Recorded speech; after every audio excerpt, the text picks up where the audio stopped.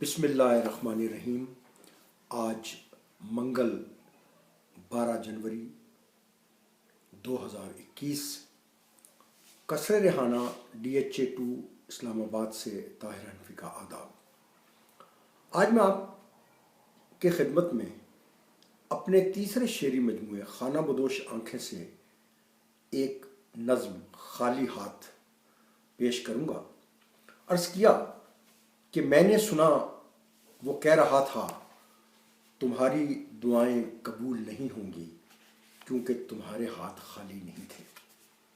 میں نے سنا وہ کہہ رہا تھا تمہاری دعائیں قبول نہیں ہوں گی کیونکہ تمہارے ہاتھ خالی نہیں تھے۔ سب نے کئی بار الٹ پلٹ کر اپنے خالی ہاتھوں کو دیکھا تو پوروں کی لکیروں نے ان سے سرگوشی میں کہا تمہارے اندر کی کالک، تمہارے اندر کی ساری کالک تمہارے ہاتھوں پہ غلاظت کی صورت میں چپکی ہوئی ہے۔ سب نے کئی بار الٹ پلٹ کر اپنے خالی ہاتھوں کو دیکھا تو پوروں کی لکیروں نے ان سے سرگوشی میں کہا تمہارے اندر کی ساری کالک تمہارے ہاتھوں پہ غلاظت کی صورت میں چپکی ہوئی ہے، جسے ایک شفاف آئینے کے سوا کوئی دیکھے گا کیا۔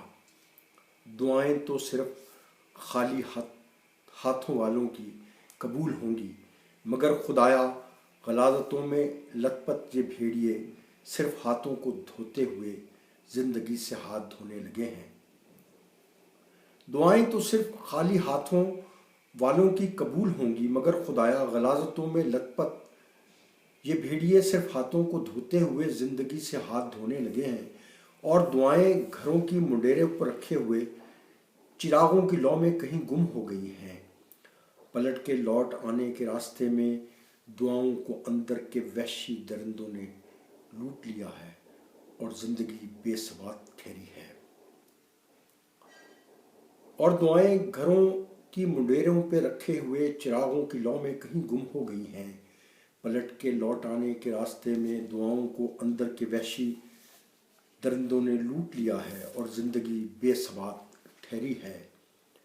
میں نے سنا وہ کہہ رہا تھا تمہاری دعائیں قبول نہیں ہوں گی کیونکہ تمہارے ہاتھ خالی نہیں تھے۔ بہت شکریہ۔